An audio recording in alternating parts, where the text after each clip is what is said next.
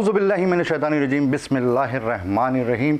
ये तेरा पाकिस्तान है, ये मेरा पाकिस्तान है, इस पे दिल कुर्बान, इस पे जान भी कुर्बान है। मातली, हैदराबाद, कराची, तमाम पाकिस्तानियों को शाहीन की परवाज़, आपका अपना मेज़बान फ़राज़ अकबर शाहीन की तरफ से अस्सलाम अलैकुम व रहमतुल्लाहि व बरकातुहू।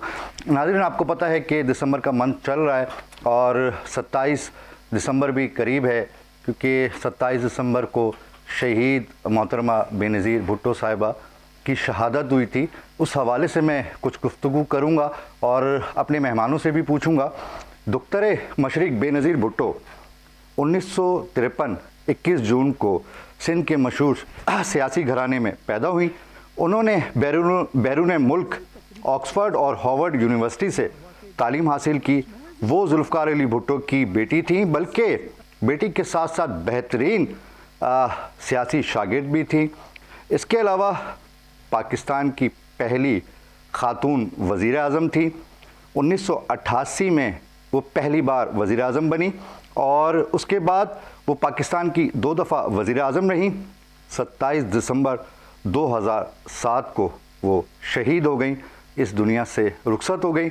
उस हवाले से भी हम गुफ्तगू करेंगे और इन सारी बातों पे हमसे बात करने के लिए जो हमें मेहमानों ने ज्वाइन किया है, हमारे साथ मौजूद हैं MQM पाकिस्तान की MP हैं, सूबाई असम्बली की मेंबर हैं फ़राह सुहेल साहिबा। अस्सलाम वालेकुम व रहमतुल्लाहि व बरकातुहू। वालेकुम अस्सलाम। कैसी हैं आप? अल्हम्दुलिल्लाह, ठीक ठाक हैं? बिल्कुल ठीक ठाक। उन्हीं के साथ जमात इस्लामी के सीनियर रहनुमा हैं नजीब अयूबी साहब। अस्सलाम वालेकुम व रहमतुल्लाहि व बरकातुहू। सलाम सर, कैसे हैं आप? अल्हम्दुलिल्लाह, ठीक ठाक हैं? अल्हम्दुलिल्लाह। मैडम, आप कैसे देखती हैं कि एक पहली खातून वज़ीर आज़म पाकिस्तान की, आप किस नज़र से देखती हैं? बताइएगा ज़रा कुछ। पहली ख़ातून वज़ीर आज़म और जो शहादत का रुतबा उनको मिला है, क्योंकि ताल्लुक़ मेरा MQM पाकिस्तान से है और MQM पाकिस्तान के हज़ारों कारकुन शहीद हुए हैं इस सियासत की जद्दोजहद में अपने नज़रियात के लिए। तो शहादत का रुतबा तो उनको जो मिला है उसकी तो कोई मिसाल है ही नहीं। साथ ही साथ पहली वज़ीर आज़म आपने कहा, ख़ातून वज़ीर आज़म, तो ये ख़ातून होने के नाते एक बहुत मेरे लिए फ़ख्र की बात है कि पाकिस्तान जैसे मुल्क में जो कई तरक्की याफ्ता ममालिक से पीछे है, वहाँ पर एक ख़ातून वज़ीर आज़म को मुंतखब करके लाया गया। ये एक अपने आप में एक बहुत बड़ी बात है, एक बहुत बड़ी अचीवमेंट है इस मुल्क के लिए, फ़ख्र की बात है। साथ ही साथ पॉपुलेशन 50% से ऊपर जी हमारी है ख़वातीन की, लेकिन वो वज़ीर आज़म भी बनी, लेकिन जो एक हैसियत सियासी तौर पर ख़वातीन को हासिल होनी चाहिए थी वो हमें मिसिंग नज़र आती है अब भी। अच्छा जी बिल्कुल। तो सियासत में जनरल सीट्स पर ख़वातीन की तादाद अब भी वो नहीं है जो कि होनी चाहिए। साथ ही रिजर्व मैं साथ साथ मैं कह रहा हूँ कि वो 40Gs भी चलाइएगा, वो जो पैकेज है हमारा मोहतरमा बेनज़ीर भुट्टो, उनकी कोशिशें, बेनज़ीर भुट्टो शहीद साहिबा की कोशिशें जमहूरी निज़ाम के लिए बहुत ज़्यादा हैं और लेकिन मैं समझती हूँ कि उनकी अपनी पार्टी जो है वो कहीं कहीं फॉलो करती हुई नज़र नहीं आती। जमहूरियत की बात तो की जाती है पीपल्स पार्टी की तरफ से, मगर जमहूरियत के अंदर जिस तरह लोगों के मसाइल का हल है, आवाम रोटी कपड़ा और मकान एक बड़ा नारा इनका चला, लेकिन उस पर अमल दरामद पार्टी उस तरह नहीं कर पा रही। शहीद होने के बाद अगर शोहदा आपकी पार्टी के अंदर मौजूद हैं, आपकी लीडरशिप मौजूद है, शहीद हुई हैं वो, तो उसको उसी तरीके से फिर फॉलो भी करना चाहिए। देखें, मैं लिंक दे रहा हूँ, मैं ज़रा देखिएगा पैकेज का। जी दिखाइएगा ज़रा पैकेज।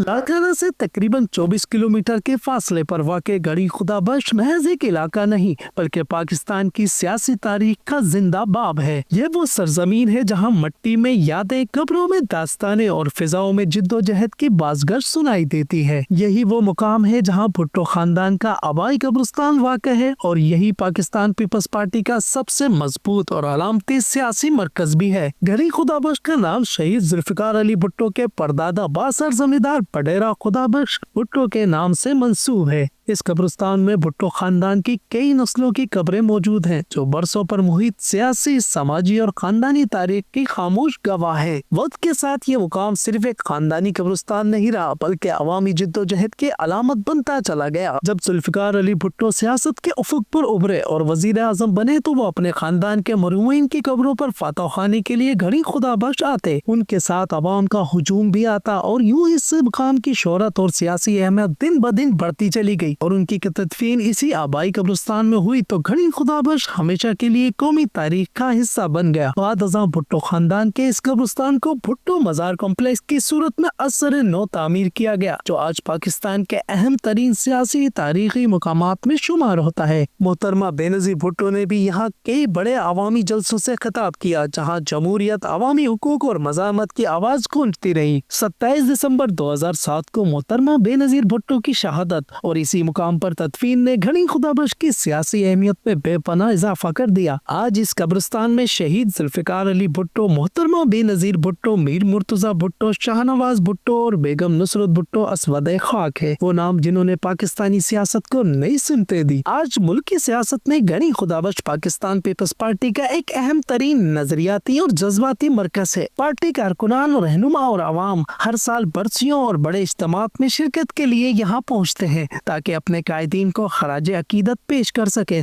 और इस अहद की तजदीद करे कि अवामी जद्दोजहद का ये सफर रुकेगा नहीं। घड़ी खुदा बख्श हमें ये याद दिलाता है कि कुछ मुकामात सिर्फ जमीन पर नहीं होते, वो दिलों में बस जाते हैं और तारीख उन्हें कभी फरामोश नहीं करती।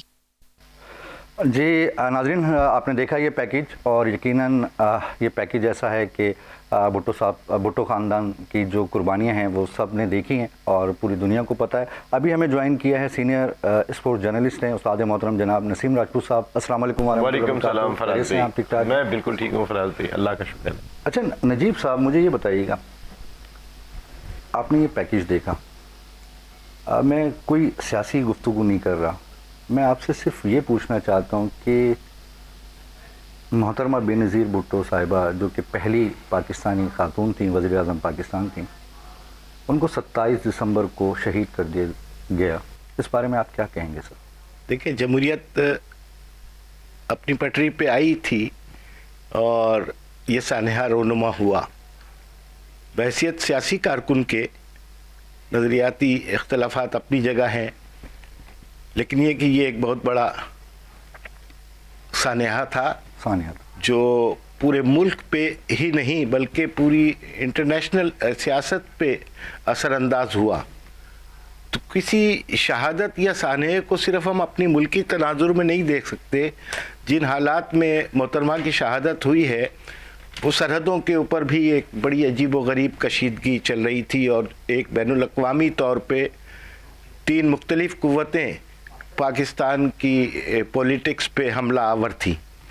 और बेनज़ीर साहिबा जब पाकिस्तान से बाहर रहीं, तो आप जिलावतनी कह सकते हैं, उन दिनों भी उस हवाले से बहुत सारी ये ख़बरें थीं, थ्रेट थे कि वो अगर पाकिस्तान आएंगी तो उन्हें शहीद कर दिया जाएगा या रास्ते से हटा दिया जाएगा। तो बहैसियत सियासी कारकुन में खराज तहसीन पेश करता हूँ उनकी जद्दोजहद को। और यहाँ ये बात मैं ज़रूर कहना चाहता हूँ कि हम सिर्फ वाक़े को वाक़या ना समझें, बल्कि एक बहुत बड़ी दास्तान है। ये जो दिसंबर है ये सानहात से भरपूर रहा है। 1971 16 दिसंबर को सबसे पहले पाकिस्तान के 2 हिस्से हुए और वो भी पड़ोसी मुल्क और दीगर कुव्वतों की एक आलमी साजिश का नतीजा था। और उसके बाद आपने देखा कि आर्मी पब्लिक स्कूल पे भी 16 दिसंबर 17 दिसंबर की सुबह जो हमला हुआ उसने हमारा दिल को और छन्नी कर दिया। और 27 दिसंबर का बीबी बेनज़ीर का ये वाक़या, तो मोहतरमा की सियासी जद्दोजहद को तो मैं खराज तहसीन बल्कि हर सियासी कारकुन खराज तहसीन पेश करेगा, चाहे उसका ताल्लुक किसी भी जमात और किसी भी नज़रिए से होगा। लेकिन उसके बाद के अवामिल को भी हमें ज़रूर जहन में रखना होगा। क्या मोहतरमा ने जो अपना विज़न लेके चली हैं, आज हम उस विज़न को फॉलो कर रहे हैं? बहैसियत सियासी का उस घराने की तो कुर्बानियाँ आप देखिए, भुट्टो साहब शहीद हुए और उसके बाद अब तो पूरा नरीना औलाद सारी उनकी चली गई। मोहतरमा रह गई थी एक सियासी जानशीन के तौर पे, फिर तो पर्ची, वसीयत और ये सारी चीज़ें शुरू हो गई ना। वो जमहूरियत का तसलसल जिसका ख्वाब मैं समझता हूँ देखा गया था और हर एक ने देखा, वो तसलसल टूट गया। तो इसमें कोई शक नहीं है कि मोहतरमा ने उस वक्त के डिक्टेटरों के सामने टक्कर ली और बावजूद धमकियों के वो यहाँ आई और उन्होंने सियासी धारे में अपनी पार्टी को डाला और आगे बढ़ाया। लेकिन यहाँ ये सवाल भी बहुत अहम है कि हमें उनके मिशन को किस तरीके से लेके चलना चाहिए। उसके ख्वाब किसी के भी कातिल देखे ना, नवाबजादा लियाकत अली खान शहीद कर दिए गए लियाकत बाग में, वो जगह मैंने देखी है। अच्छा, लियाकत वो भी जगह मैंने देखी, मोहतरमा बेनज़ीर भुट्टो। मैं आपको बताऊं, मैंने दोनों जगहें देखी है जी। वो कोई 20 फरलांग का फासला है। लियाकत बाग के एक गेट पे मोहतरमा को शहीद किया गया जी, और दूसरा जो उसका अकबी हिस्सा है वहाँ लियाकत अली खान को शहीद किया गया।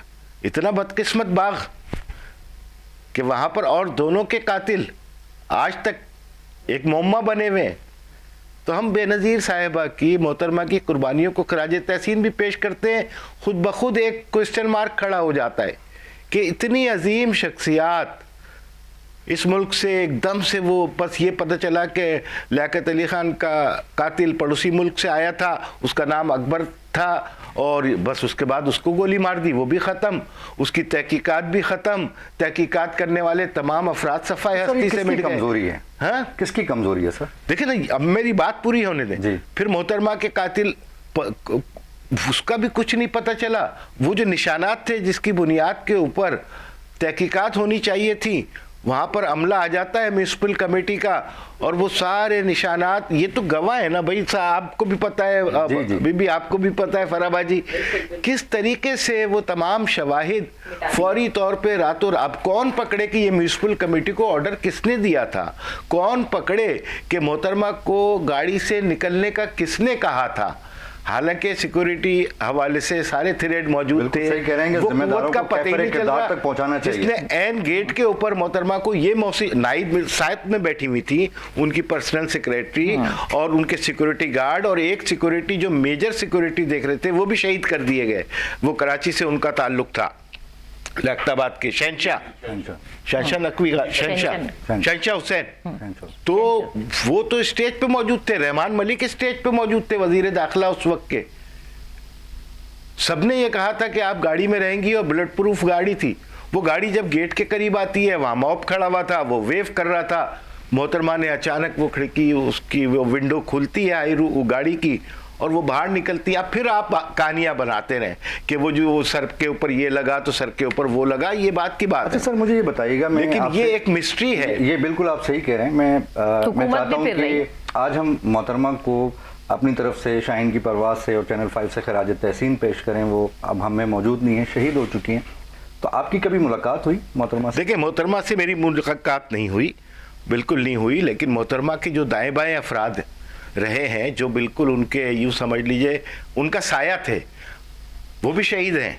एक तो मुनव्वर सहरवर्दी, अच्छा जी, मोहतरमा का साया, मैंने कहा ना, वो गलत नहीं कहा है, सही बात है। मुनव्वर सहरवर्दी यही का लड़का और नौजवान और उसकी जवानी और इलाके के लिए। देखिए, पीपल्स पार्टी का है, मैं जमात इस्लामी का हूँ। आपने बड़ा अच्छा पैनल आज जमा किया है, स्पोर्ट जर्नलिस्ट भी है, हमारी फराबाजी भी है, MQM से उनका ताल्लुक है। हमारे इख्तलाफात अपनी जगह होंगे, लेकिन एक शख्सियत होती है। तो मैं बात कर रहा था मुनव्वर सहरवर्दी की, वो भी शहीद हो गए बेचारे, वो भी शहीद हो गए। सर नजीब साहब, मैं क्या करूं, मेरे कान में बादशाह सलामत मौजूद है और मुझे बार बार तंग करते हैं कि वक्त हुआ है। चले जी, एक छोटे से ब्रेक की कभी सुननी चाहिए।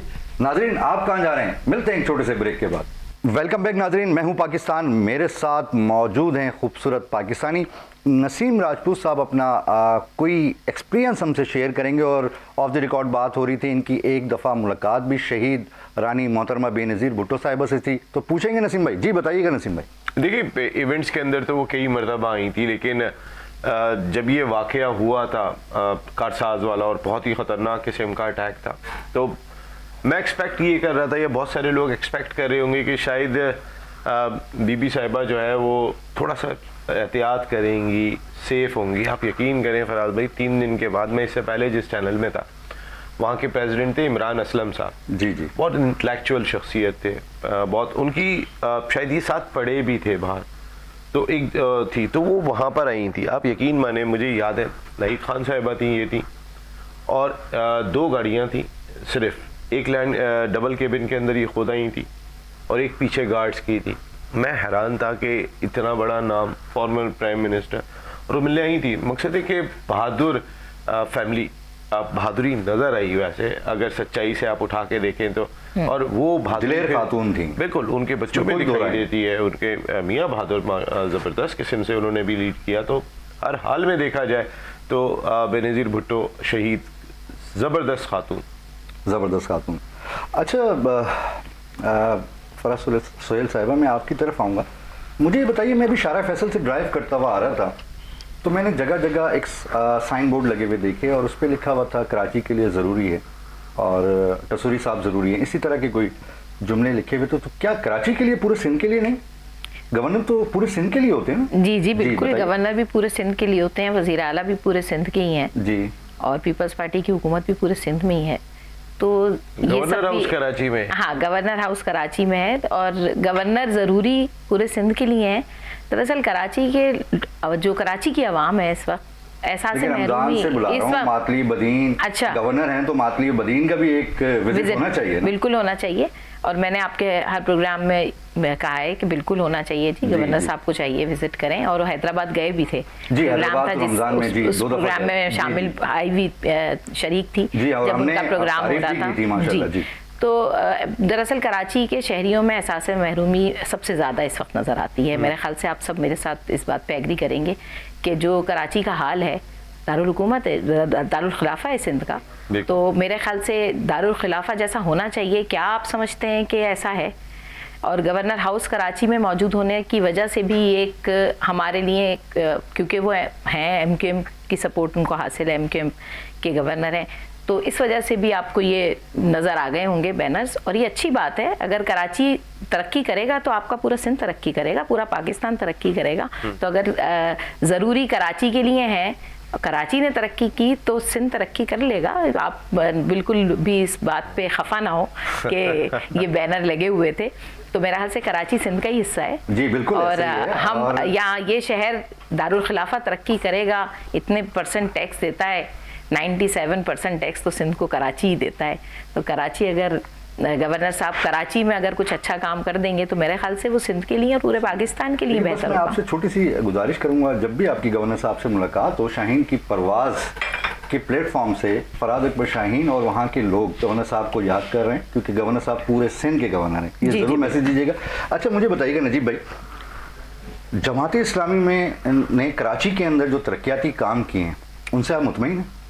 काम तो बहुत कुछ हो रहे हैं, बहुत कुछ होने चाहिए, और असल बात की तरफ हमें आना चाहिए कि क्या कराची को या कराची के किसी भी बल्दियाती नुमाइंदों को वो फंड मिल रहे हैं जो उनका हक है। देखिए, कराची के अंदर 3,360 अरब रुपए का जो पैकेज कराची को मिला गुज़िश्ता सालों में, उसका ये मेयर साहब कोई हिसाब नहीं दे रहे। इसके बाद आ जाइए, गटर के ढक्कन की फैक्ट्री लगाई, एक वाहिद प्रोजेक्ट है जिसको ये कहते हैं कि मैं सब जगह लगा दूंगा। अभी मुतवातिर ये जो वाक़यात होते चले जा रहे हैं, ये जिम्मेदारी बराह रास्त वाटर एंड सीवरेज बोर्ड की है, जिसके चेयरमैन मुर्तज़ा वहाब साहब हैं। अपनी जिम्मेदारी को इधर उधर करना और एक सीधे सीधे सिस्टम में कन्फ्यूजन पैदा करना, ये तो कोई इनसे सीखे। फिर इसके बाद आ जाइए कराची में, आपको बताऊँ, आपने एक बहुत अच्छा प्रोग्राम का फॉर्मेट शुरू किया है, शाहीन की परवाज़। तो शाहीन की परवाज़ में ये देखिए कि शाहीन तो बुलंदियों का इस्तारा है ना, आसमानों को छूने वाला एक इस्तारा है, और कराची के रेफर से तो हम ऊपर से नीचे आ गए। इससे पहले कराची का टोटल बजट बल्दियात का, तो शाहीन की परवाज़ तो पूरी इंडिया ने देखी। आप देखें, आप जब हमारे DG ISPR ने क्या कहा, एक सेकंड मेरी बात सुनिए, जब DG ISPR आके टेलीविजन पे कोई प्रेस कॉन्फ्रेंस करते हैं, अहमद शरीफ चौधरी साहब, तो आप देखते हैं दुश्मन मुल्क को थरथरी जो है वो शुरू हो जाती है और लर्जा तारी हो जाता है सर। तो हमारी जो शाहीनों की परवाज़ है वो तो पूरी दुनिया जानती है इस वक्त सर। अल्हम्दुलिल्लाह। यही तो मैं अर्ज कर रहा हूँ कि शाहीन तो एक अल्लामा इकबाल का इस्तारा है ना जी। कि करगस का जहां और है, शाही का जहां और। करगस कहते हैं गिद्ध को जी। तो आपने तो गिद्ध बना दिया कराची को। 47% बजट होता था कराची की बल्दियात का of the total of Sindh budget. इस वक्त कराची की बल्दियात का 3,340 अरब रुपए बजट है सिंध का, और कराची का 5% भी नहीं है। 5%। अब आप अंदाजा कीजिए कि मैं जो मिसाल दे रहा हूं आपको कि एक जहान वो है जिसमें 47% बजट कराची की तरक्की के लिए था, और अब वो मिनिमाइज होते होते इतना सा रह गया है। तो कराची के साथ आपने क्या हाल कर दिया है।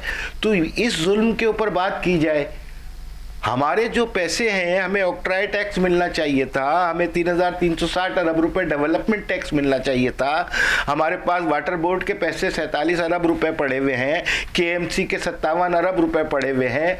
फिर इसी तरीके से यहाँ पर एक और टैक्स लगता है, मैंने अभी गुज़िश्ता चैनल पे बात करके आया हूँ कि वो तो किसी को मालूम ही नहीं, वो कहलाता है कराची और हैदराबाद के अंदर बेटरमेंट टैक्स, कि ये जो शहर है इसमें नई इमारतें बन रही हैं, जितनी भी नई इमारतें बनती हैं जी जी। वो एक टैक्स देता है, ताकि मैं पहले 120 गज का घर था, अब उस पे 8 फ्लोर बन रहे हैं, तो उसने तो इंफ्रास्ट्रक्चर बर्बाद कर देना है, तो वो टैक्स देगा। वो टैक्स के अरबों खरबों रुपए 2001 से 2005 तक, वुड यू बिलीव मी, कोई हिसाब किताब नहीं है। तो ऐसा लगता है कि कराची से बाहर एक ऐसा सिस्टम का ब्लैक होल मौजूद है जिसमें अरबों खरबों रुपए चले जाते हैं और उसके बाद ढक्कन बंद हो जाता है। नसीम भाई, ये कौन सा ब्लैक होल है, ये मेरी समझ में नहीं आ रहा। ना मेयर साहब 360 अरब रुपए का जवाब दे रहे हैं, ना मेयर साहब जो वाटर बोर्ड के 47 अरब हैं उसका जवाब दे रहे हैं, 20 अरब रुपए जो ढक्कनों के नाम पे वो मिलते हैं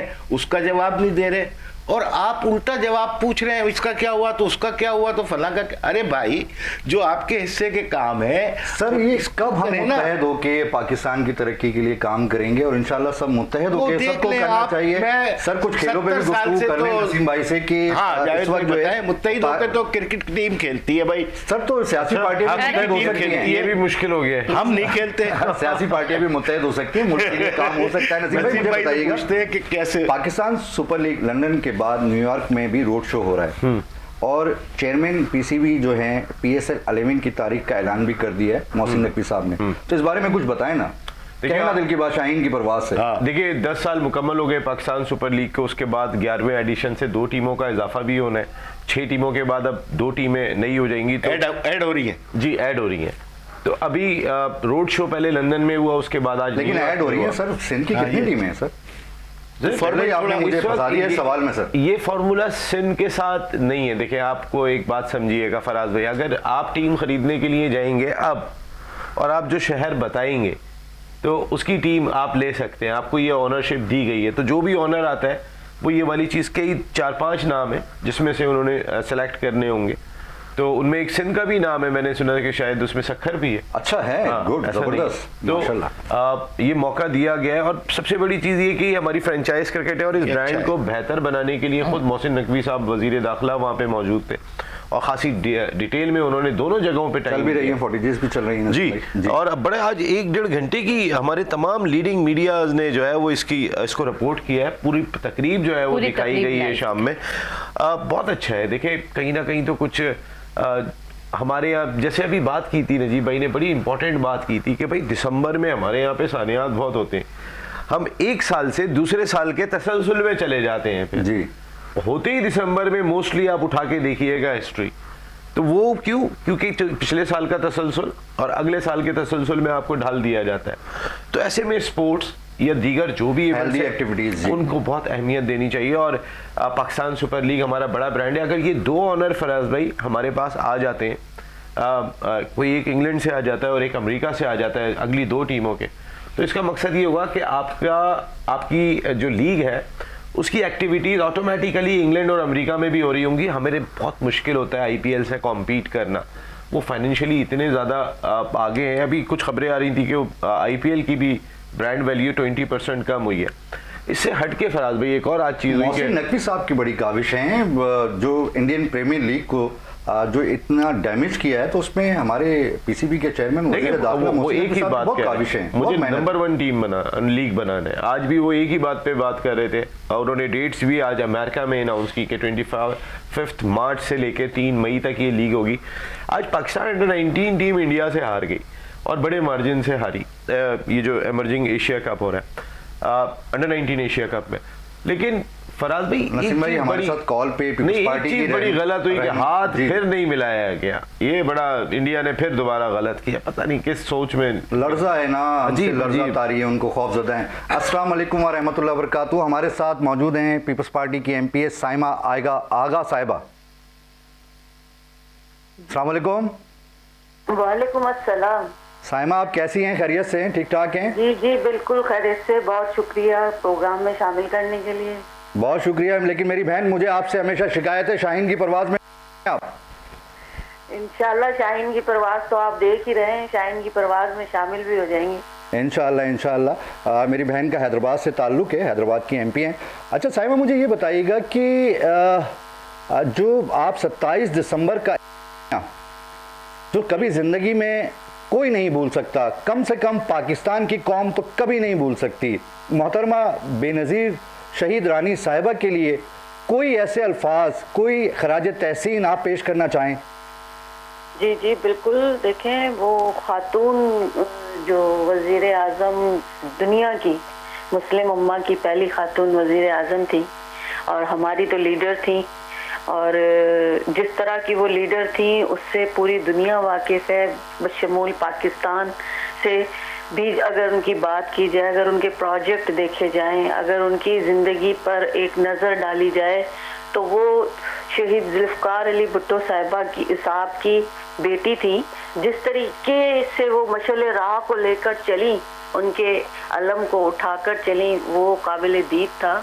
आपने देखा कि उन्होंने वुमेन एम्पावरमेंट के लिए कितना काम किया, क्योंकि वो खुद खातून थी तो उन्होंने हमेशा खवातीन को बाख्तियार बनाने की बात की और उनके लिए बहुत सारे प्रोग्राम शुरू किए। वुमेन बैंक्स बनाए, विमेन पुलिस स्टेशन का भी उन्होंने इनेकाद किया, वो भी उन्होंने बनाए। और पहली वज़ीर आज़म खातून वज़ीर आज़म पाकिस्तान जो पहली खातून थी। जी जी बिल्कुल, पाकिस्तान की खातून वज़ीर आज़म थी। उन्हीं के बाद ही फिर दूसरे ममालिक में ये चीज़ आई, और अब मैं समझती हूँ कि उन्हीं को जब भी कोई वज़ीर आज़म जो भी किसी मुल्क में बनाया जाता है या बनी कोई खातून वज़ीर आज़म बनती है, तो सबसे पहले मोहतरमा बेनज़ीर भुट्टो साहिबा का नाम लिया जाता है। अभी भी जापान में बनी थी, तो उससे पहले भी देखें कि उन्होंने भी इस चीज़ को अप्रिशिएट किया था कि दुनिया की पहली खातून वज़ीर आज़म मोहतरमा शहीद बेनज़ीर भुट्टो साहिबा थी। और फिर आज उन्हीं की उसको देखते हुए आज सब तमाम ममालिक जो है इस चीज़ को फॉलो भी कर रहे हैं। जैसे जैसे दिन, साइमा मैं बस आखिरी सवाल आपसे करूंगा, जैसे जैसे दिन करीब आ रहे हैं, 27 दिसंबर की डेट आ रही है, तो वो यादें दोबारा से ताज़ा हो रही हैं, तो आप लोग भी तैयारी कर रहे होंगे घड़ी खुदाबख्श जाने की? बिल्कुल, घड़ी खुदाबख्श जाने की तैयारी कर रहे हैं। उन्हें खराज अकीदत पेश करेंगे और भरपूर तरीके से करेंगे। एक जलसा बहुत बड़ा मुनक्किद किया जा रहा है और इंशाल्लाह पूरे तरीके से तमाम पूरे पाकिस्तान से लोग वहाँ पर शिरकत करेंगे और बहुत बहुत शुक्रिया, खराज तहसीन पेश। बहुत शुक्रिया साइमा, बहुत शुक्रिया आपका। जी मेरी बहन, अब मुझे बताइए कि MQM पाकिस्तान सिंध के हवाले से, कराची के हवाले से जो रोडों का निज़ाम है, पहले तो मुझे आप बताइए आप कहाँ रहती हैं? मैं PCS ब्लॉक 2 में। वहाँ के रोड सड़कें सही हैं? सड़कें तो पूरी कराची की ख़राब हैं। गलियों के जो सड़कें तो खैर मेन शाहराहें अगर देखें तो एक शाहराह फैसली कुछ बेहतर है, उसमें भी एक पुल कितने दिनों से वो टूटा हुआ है, बार बार टूट जाता है। नाता खान ब्रिज है शाहराह फैसल पे ई चालान के लिए तो मैडम बड़ा मुश्किल हो गया। हाँ, ये आज बल्कि तरजीह चालान है, तरजीह चालान है, तरक्की। हाँ बिल्कुल सही बात, मैं बिल्कुल आपकी बात सही है। तो कराची बचाओ मुहिम के हवाले से एक स्टार्ट हो रही है MQM पाकिस्तान की जानिब से, जिसमें इन सब तहरीक स्टार्ट कर रहे हैं जी, एक मुहिम है। अच्छा, वो शुरू कर रहे हैं ताकि तमाम जो कुछ तंजीमें हैं या जो जमातें हैं जो जिनके दिल में दर्द तकलीफ़ है कराची की आवाम के लिए, कराची के हालात को देखते हुए उन सबको शामिल करेंगे और फिर इस मसले का हल, ये सिर्फ ई चालान के हवाले से नहीं, इंफ्रास्ट्रक्चर भी है उसमें जो मोबाइल की छीनना है, गाड़ी और मोटरसाइकिलों का जो छीनना है वो भी उसमें शामिल है। साथ ही साथ कराची स्ट्रेटेजिक डेवलपमेंट प्लान जो 2020 का है उस पर अमल दरामद होने के हवाले से उस पर ये काम होगा। ने भी बड़ी जद्दोजहद की है, ये तो पूरी कराची जद्दोजहद कर रही है जी, हर जमात ये कोशिश कर रही है कि इसको चालान होने चाहिए, बिल्कुल, मतलब ये इस बात से कोई भी बिल्कुल हर कोई इत्तेफाक करेगा कि चालान होने चाहिए, सही है, ठीक है, लेकिन उस हिसाब से आप लोगों को फैसिलिटीज़ भी प्रोवाइड करें ना। अगर आप बाहर की मिसाल देते हैं तो बाहर आप देखेंगे किस तरीके के रोड होते हैं, किस तरीके से सिस्टम भी उसी तरीके से। आप अपने निज़ाम को अगर ख़राब रखेंगे और कहेंगे कि जी हज़ारों रुपए के चालान आप दे दें, उतने की मोटरसाइकिल की कीमत नहीं होती जितना चालान जो है मोटरसाइकिल वाले पर आप लगा देंगे, तो ये तो फिर नाजायज़ है। तो इसको आप चालान बिल्कुल होने चाहिए, लेकिन पहले आप इंफ्रास्ट्रक्चर से ही कीजिए। गटर के ढकने की वजह से ही अभी नहीं होते, तो अभी आपको पता है किस तरीके से इंसिडेंट हो जाते हैं। तो ये वाली चीजें पहले सही होनी चाहिए। अवाम तो टैक्स दे ही रही है, अवाम तो मेरे ख्याल में भी आ गया है, जी बिल्कुल, 7 अजला में आ गया, मातली में भी आने वाला है। और तो मैं अभी वहाँ तो हेपेटाइटिस सी नहीं खत्म हो रहा नसीम भाई जी। आप मातली की बात कर रहे हैं, अभी बदीन मैंने विजिट किया अभी जी, सीवरेज सिस्टम ही नहीं है जी वहाँ पर। बदीन में कितना बड़ा आपका डिस्ट्रिक्ट है, उसमें सीवरेज सिस्टम मौजूद नहीं है।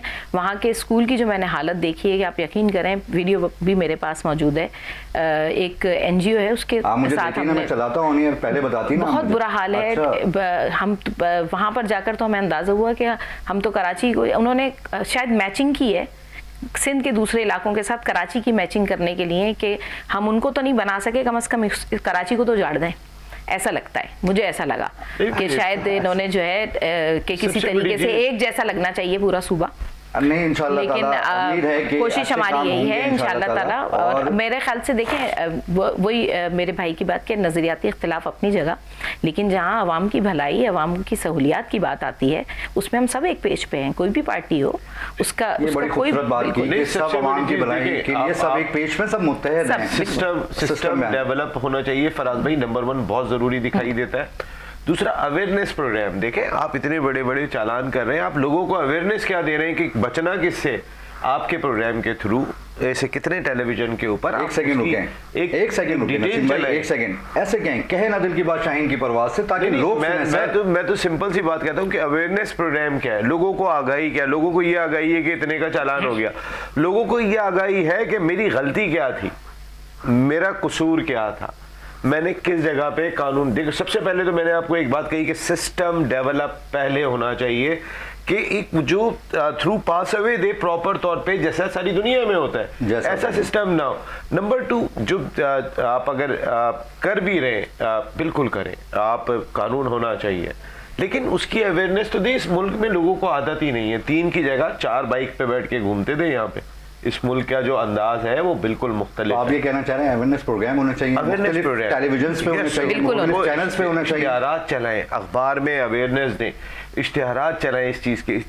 जुर्माना करने से पहले देखो हमने तुम्हें इतना आगाह कर दिया, इश्तिहारात चलाए, मुख्तलिफ टेलीविजन पे चलाए, ताकि लोगों को पता चले। नसीम भाई इसके प्रोग्राम करें। आपकी तरफ आता हूँ, नजीब भाई मुझे ये बताइए कि बनो काबिल माशाल्लाह इतना बड़ा आपका एक प्रोजेक्ट है, उस बारे में कुछ बताएं ना हमारे देखने वालों को। देखिए मैं ज़रूर उस पर बात करूँगा। बनो काबिल एक ऐसा प्रोग्राम है जो पाकिस्तान IT की किस्मत बदल देगा, और अल्हम्दुलिल्लाह इस वक्त तक 2 लाख बच्चे ग्रेजुएट हो चुके हैं। 20 लाख का विजन है हाफिज नईमुर रहमान साहब का, और ये कराची से शुरू हुआ, पूरे पाकिस्तान में चल रहा है, और इंशाल्लाह इसको नॉन पॉलिटिकल बेसिस पे हम चला रहे हैं, और मैं चाहता हूँ कि इसमें तमाम लोग पार्टिसिपेट करें। और हमारे बच्चे जो है ना, डब्बू पे खेलने के लिए पैदा नहीं हुए, गटर में गिर के मरने के लिए पैदा नहीं हुए, डंपर और उसके नीचे ट्राले के नीचे इनको कुछ करना होगा।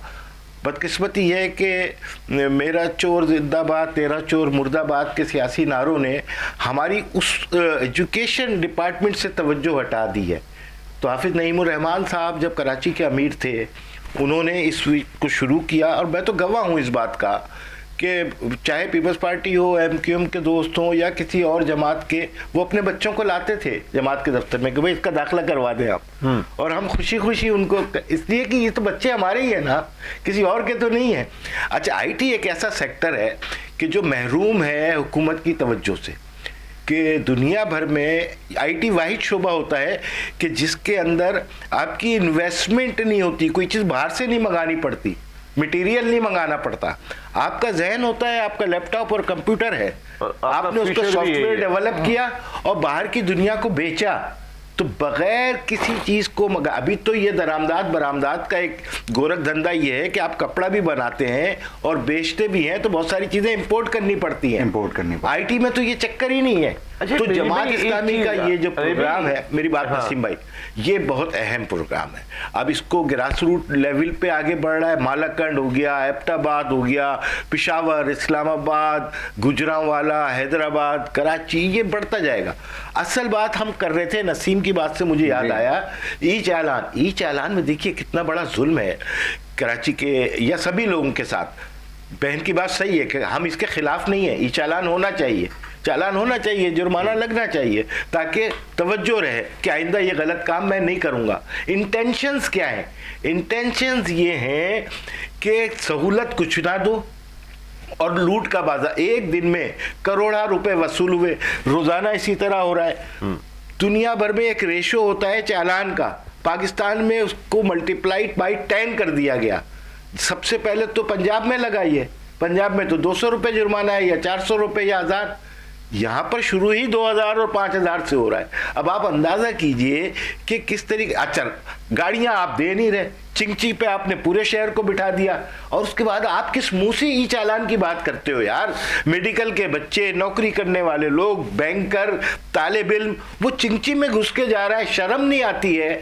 और ये दावे ऐसे करते हैं कि हम ऐसी बस ले आएंगे, हम वैसी बस ले आएंगे। BRT का क्या हाल किया हुआ है?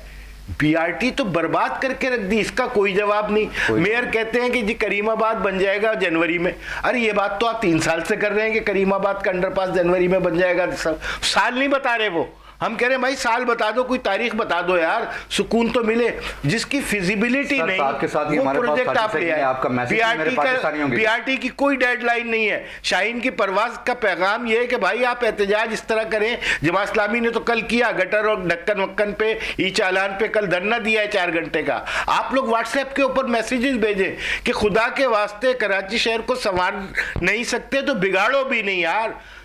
बिगाड़ क्यों रहे हो आप? उसको क्यों इस तरह बना रहे हो कि जो मेरी बहन कह रही थी कि वहाँ सीवरेज सिस्टम नहीं है, तो वाकईतन फराबाजी अब कराची का सीवरेज सिस्टम भी खत्म हो गया। इंशाल्लाह बेहतरी की तरफ जाएगा जी। मेरी बहन, आपको पता है कि रमज़ान से मैं कब्रिस्तान के लिए बात कर रहा था, PSSC 3 की, और आपसे भी गुजारिश की थी कि आप गवर्नर साहब से भी रिक्वेस्ट करें, और पीपल्स पार्टी के भी मेयर हैं उनसे भी मैंने रिक्वेस्ट किया हैदराबाद में, लेकिन वो कब्रिस्तान एज इट इज़ है, वहाँ सीवरेज का निज़ाम भी ख़राब है, वहाँ रोडें भी टूटी हुई हैं, और ना कब्रिस्तान के अंदर लाइटें हैं, अंधेरों में डूबा हुआ है। और इवन ये कि मैं आपको और बहुत सारी वहाँ के MP कौन? वहाँ के MP PTI के रेहान राजपूत साहब, वो कहते हैं कि मेरे पास फंड नहीं है, लेकिन मैं चाहता हूं कि आप अपने तौर पे बात कीजिएगा। और मेरे पाकिस्तानियों के लिए एक मैसेज दें, जल्दी से 20 सेकंड में। मैसेज जी यही है कि बिल्कुल हमें आपस में मुत्तहिद रहना चाहिए, मोहब्बत से रहना चाहिए, लेकिन जहां गलत हो रहा है वहां पे उसके लिए ज़रूरी है कि एहतजाज का रास्ता अपनाएं, वायलेशन नहीं होनी चाहिए।